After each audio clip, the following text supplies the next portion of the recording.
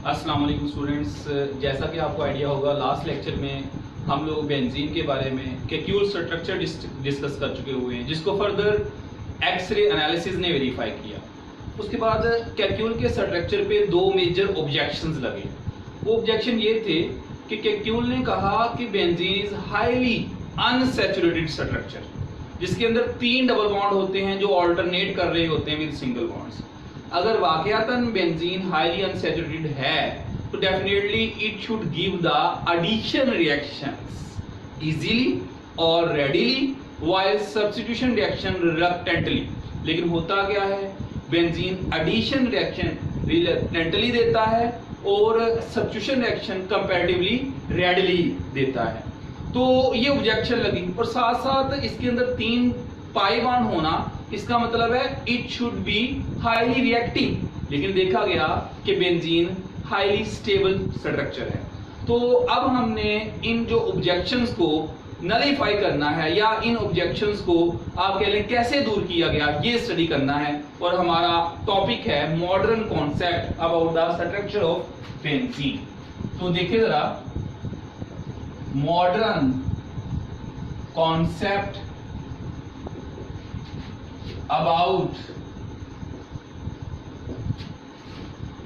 structure of benzene. Modern concept about the structure of benzene. Modern concept के according benzene का हर carbon atom sp2 hybridised है। Each carbon is sp2 hybridised. और जब हम sp2 hybridisation की बात करते हैं तो कार्बन अगर नॉर्मल अगर इसकी ग्राउंड स्टेट देखी जाए 1s2 2s2 2px 2py 2pz divalent होता है। उसका एक इलेक्ट्रॉन प्रोमोट होकर 2pz में चला जाएगा और ये इसकी एक्साइटेड स्टेट बन जाएगी। 1s2 2s1 2px1 2py1 2pz1। जबकि अगर आप हाइब्रिड या हाइब्रिडाइज्ड स्टेट की बात करते हैं तो sp2 हाइब्रिडाइजेशन के अंदर एक s और 2p इंटरमिक्स हो जाते हैं। जब एक s और 2p इंटरमिक्स होते हैं तो आपने याद रखिएगा कि हमारे पास ये 3 हाइब्रिडाइज्ड ऑर्बिटल बनते हैं, जबकि एक अनहाइब्रिडाइज्ड ऑर्बिटल बनता है। जैसा कि आपको आइडिया होगा, hybridised orbitals always form sigma bond while unhybridized orbitals always form pi bond. It means benzene का हर कार्बन 3 सिग्मा बॉन्ड और 1 पाई बॉन्ड बनाएगा।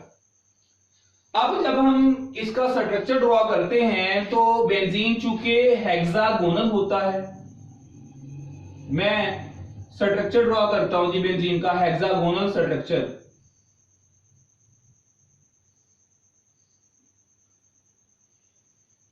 यहां हर कॉर्नर पे क्या मौजूद है, एक कार्बन एटम।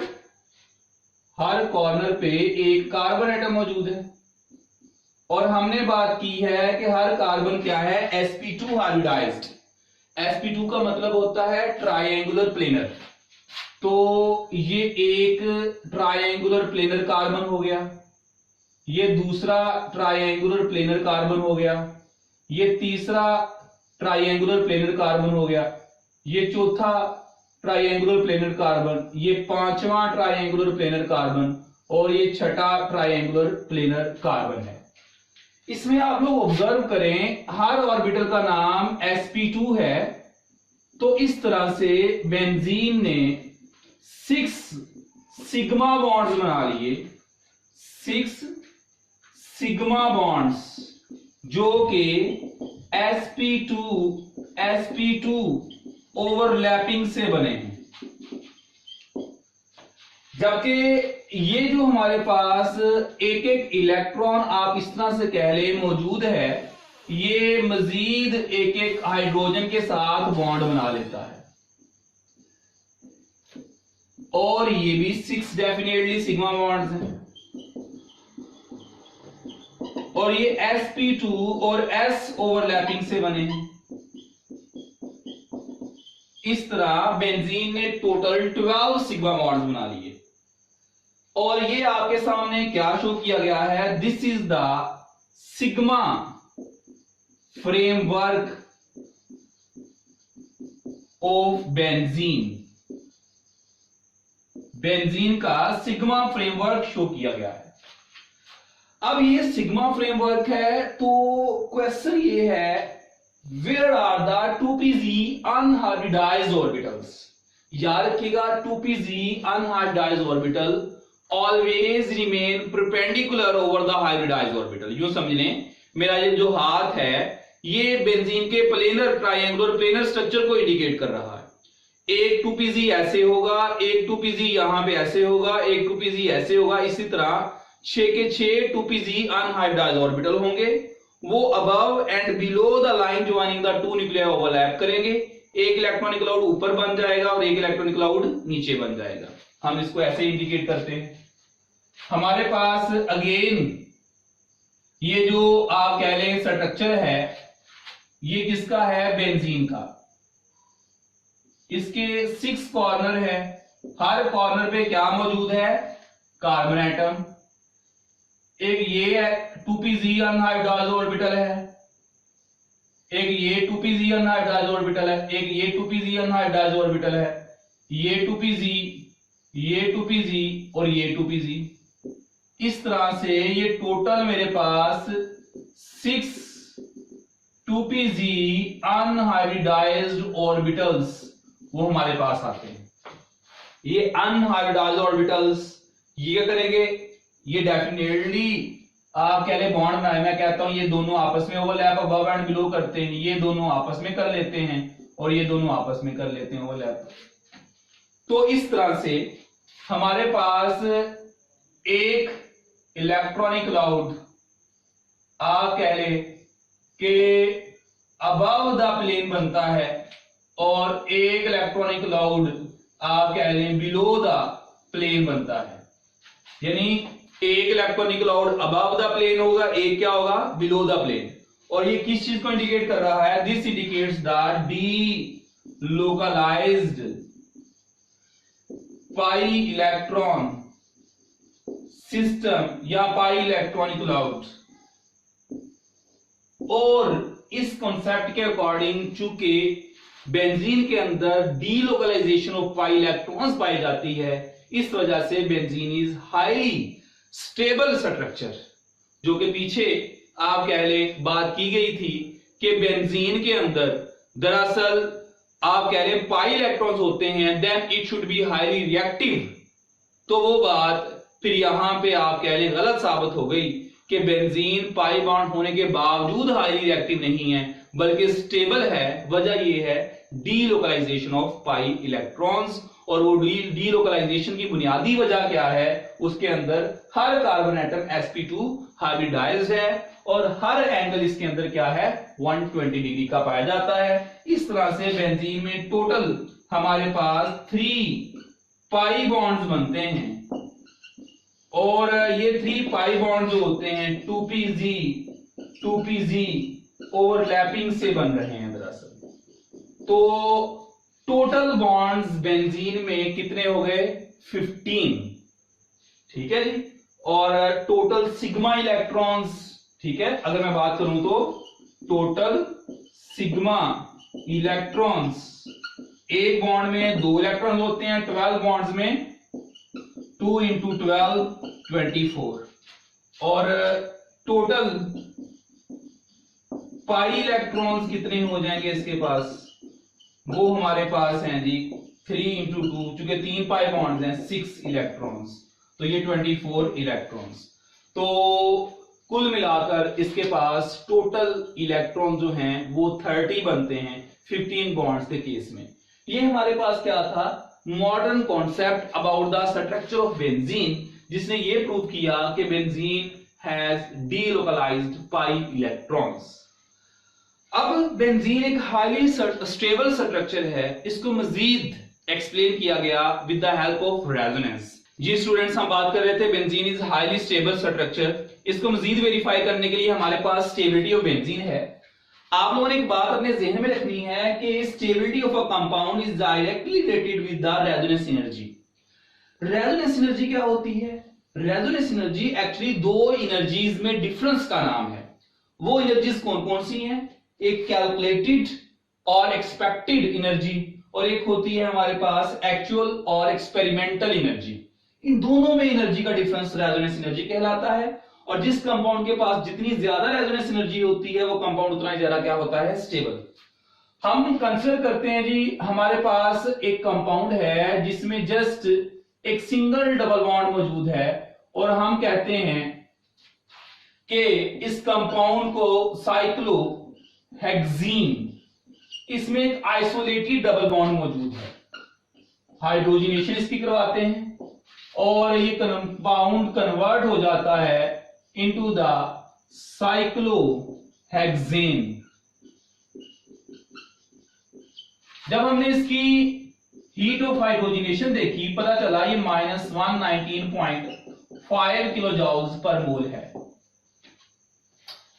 अब हम एक दूसरा कंपाउंड कंसीडर करते हैं जिसमें 2 डबल बॉन्ड्स मौजूद हैं, और ये कॉन्जुगेटेड डबल बॉन्ड्स हैं जो कि ऑल्टरनेटिव बॉन्ड्स होते हैं। 1,3 साइक्लोहेक्साडाइईन इसका नाम है, और 2 मॉलिक्यूल हाइड्रोजन के ऐड किए जाते हैं, और ये भी कन्वर्ट हो जाता है इनटू द साइक्लोहेक्सेन में।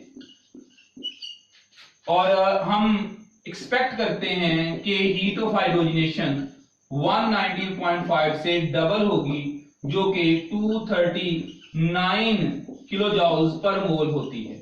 ये क्या है? हमारी एक्सपेक्टेड, या आप इसको कह सकते हैं कैलकुलेटेड हीट ऑफ हाइड्रोजनेशन। लेकिन जब एक्सपेरिमेंट करवा कर देखा गया, पता चला कि जो हीट ऑफ हाइड्रोजनेशन है -231.5 किलो जूल्स पर मोल है, और ये हमारे पास जो डिफरेंस आ रहा है कैलकुलेटेड और एक्सपेरिमेंटल वैल्यू में, वो है 7.5 का।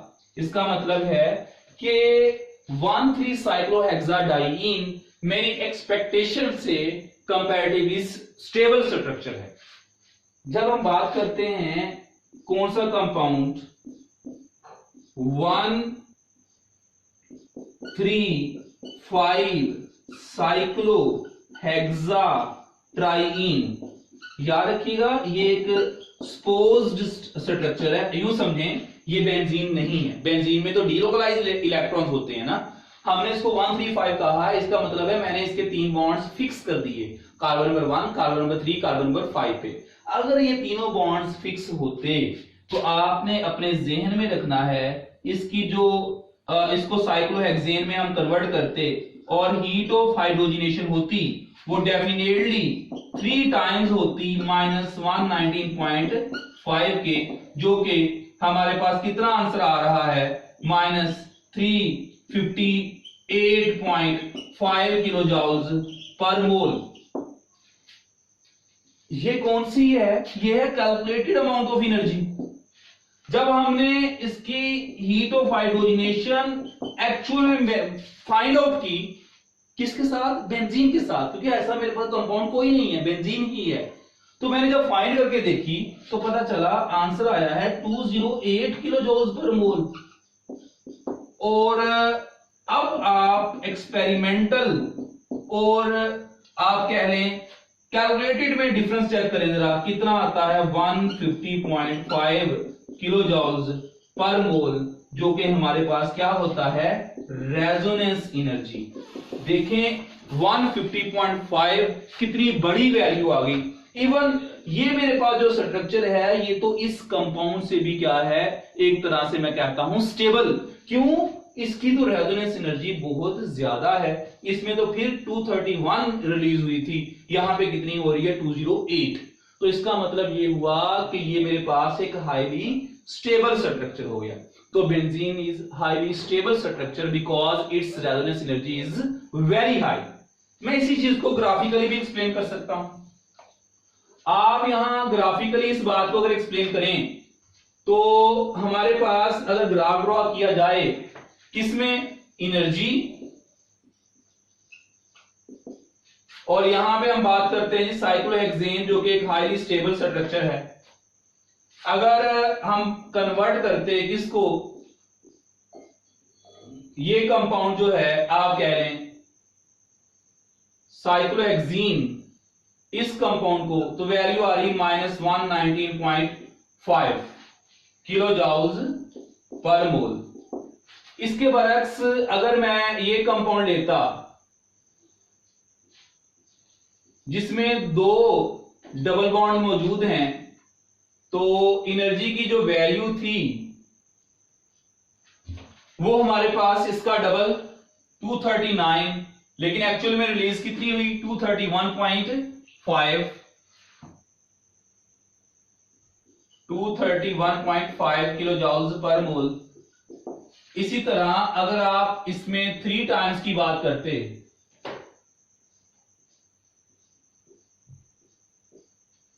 तो हमारे पास ये जो एनर्जी की वैल्यू है होनी कितनी चाहिए थी, आप कह लें 358.5 किलो जूल्स पर मोल। लेकिन एक्चुअल में ये वैल्यू है कितनी, एक्चुअल में जब देखा गया कि बेंजीन में, याद रखिएगा, ये वैल्यू जस्ट 208 है, -208। तो इतना ज्यादा जो ये वाला एनर्जी का गैप आ रहा है, ये कितना गैप आ रहा है जी 150.5 kilojoules per mole. This is the resonance energy. तो बेंजीन की चूंकि रेजोनेंस एनर्जी बहुत ज्यादा है, इसलिए बेंजीन हमारे पास क्या है, एक हाईली स्टेबल स्ट्रक्चर है। तो जिस कंपाउंड की रेजोनेंस एनर्जी ज्यादा होती है वो कंपाउंड उतना ही ज्यादा स्टेबल होता है। तो बेंजीन हमारी एक्सपेक्टेशन से बहुत ज्यादा स्टेबल स्ट्रक्चर है। अगेन वजह क्या आती है, डीलोकलाइज्ड पाई इलेक्ट्रॉन्स। बेंजीन में ये तीनों बॉन्ड्स 135 पर फिक्स नहीं होते, बल्कि क्या होते हैं, डीलोकलाइज्ड होते हैं। इस वजह से बेंजीन की रेजोनेंस एनर्जी बहुत ज्यादा आती है, जिस वजह से हम कहते हैं benzene is highly stable structure. और इस बात को मजीद हमने वेरीफाई किया रेजोनेंस से या रेजोनेंस मेथड से। अब हम रेजोनेंस मेथड से यही बात मजीद प्रूव करते हैं कि बेंजीन बहुत ज्यादा स्टेबल स्ट्रक्चर होता है। अब हम आते हैं रेजोनेंस मेथड की तरफ। एक बात याद रखिएगा कि रेजोनेंस जो होती है, possibility of pairing scheme of electrons in unhybridised 2p orbitals होता है, या आसान लफ्जों में आप कह लें कि पाई बॉन्ड को डिफरेंट वे से रिप्रेजेंट करने का नाम रेजोनेंस है। और जिस कंपाउंड के जितने ज्यादा रेजोनेटिंग स्ट्रक्चर होते हैं वो कंपाउंड उतना ही ज्यादा क्या होता है, स्टेबल कंसीडर किया जाता है। या कंपाउंड को रिप्रेजेंट करने के जितने ज्यादा तरीके होंगे वो कंपाउंड उतना ही ज्यादा क्या होगा, स्टेबल होगा। और डिफरेंट रेजोनेटिंग स्ट्रक्चर्स जो होते हैं उनके दरमियान में ये वाला डबल एरो का साइन लगाया जाता है जो कि रेजोनेंस को रिप्रेजेंट कर रहा होता है। रेजोनेटिंग स्ट्रक्चर्स कौन कौन से हैं ये हम देखते हैं बेंजीन के। देखिए जी, resonating structures, resonating structures of benzene. Number 1, हमारे पास बेंजीन में ऑल्टरनेटिव डबल बॉन्ड्स होते हैं। ये बात हमें किसने बताई, कैक्यूल ने। तो इस तरह से कैक्यूल के अकॉर्डिंग ये 2 वेज हैं जिनसे बेंजीन को रिप्रेजेंट किया जा सकता है। हम इनको कह देते हैं कि दीज आर कैक्यूल्स स्ट्रक्चर्स। जबकि हमारे पास एक और साइंटिस्ट है, उसको डिवार बोलते हैं या डियोर भी इसको आप कह लें, कुछ जगहों पे प्रोनाउंस किया गया है। इसमें क्या है कि हमारे पास एक बॉन्ड जो है उसकी लेंथ बाकी बॉन्ड्स के मुकाबले में क्या है, ज्यादा रखी गई है। अब एक पाई बॉन्ड की लेंथ बाकी दो पाई बॉन्ड्स के मुकाबले में ज्यादा है, तो डेफिनेटली आप कह लें ये बाकियों से थोड़ा मुख्तलिफ होगा और उसकी एनर्जी भी क्या होगी, ज्यादा या कम। और ये तीनों स्ट्रक्चर्स किसने इंट्रोड्यूस करवाए जी, डिवार्स स्ट्रक्चर्स हम कह देते हैं। अब यहां पे देखें जरा, ये मेरे पास 5 रेजोनेटिंग स्ट्रक्चर्स हैं बेंजीन के, लेकिन इन स्ट्रक्चर्स में प्रॉब्लम है कि ये बॉन्ड है ना 1 2 3 4 5 6 1 2 3 4 5 6 1 2 3 4 5 6, कौन से बॉन्ड की बात कर रहा हूं, इस स्ट्रक्चर में 1 4, इसमें 2 5 और इसमें 3 6। ये जो बॉन्ड है वो कहता है कि these are not energetically feasible. क्यों?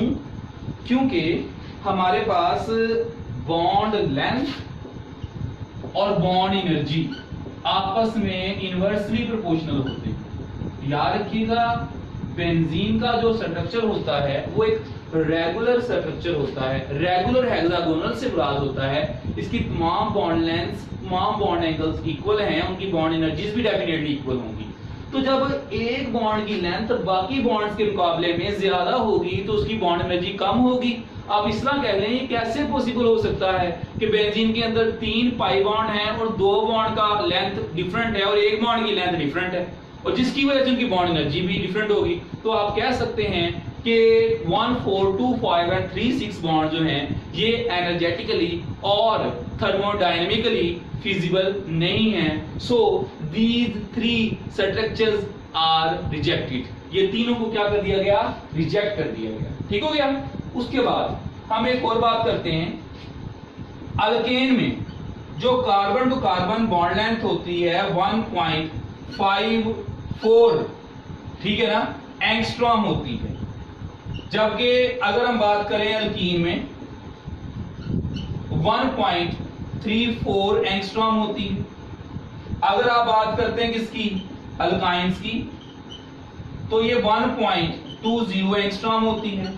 जबकि अगर आप बेंजीन देखें ना, बेंजीन, तो बेंजीन में हमारे पास 1.397 एंगस्ट्रॉम है, जो कि आप चेक करें अल्केन और अल्कीन के दरमियान में आ रही है। तो आप कह सकते हैं कि बेंजीन की जो बॉन्ड लेंथ है वो रेजोनेटिंग हाइब्रिड बॉन्ड लेंथ है between the alkane and alkene. तो फिर कैक्यूल ने कहा it's better to represent the delocalized pi electrons with the circle present into the benzene। तो delocalized pi electrons को सर्कल से रिप्रेजेंट करना ज्यादा बेहतर होता है, तो हमने इसको सर्कल से रिप्रेजेंट कर दिया। And this is the hybrid structure of benzene, इसलिए हम इसको हाइब्रिड स्ट्रक्चर बोलते हैं और यही आजकल यूज किया जाता है। तो इस तरह से ये प्रूव हो गया कि बेंजीन हाईली स्टेबल स्ट्रक्चर है, क्योंकि इसके अंदर डीलोकलाइज्ड पाई इलेक्ट्रॉन्स प्रेजेंट होते हैं, इसकी रेजोनेंस एनर्जी बहुत ज्यादा होती है, इसके रेजोनेटिंग स्ट्रक्चर्स भी हमारे पास 5 मौजूद हैं। तो ये बात हमारे पास अब प्रूव हो चुकी है कि benzene is highly stable structure. So जो स्टेबल होगा आपने याद रखना है वो इस तरह से एडिशन रिएक्शन आसानी से नहीं देगा, जबकि सब्स्टिट्यूशन रिएक्शन कंपैरेटिवली रेडीली देगा। Thank you very much. Allah Hafiz.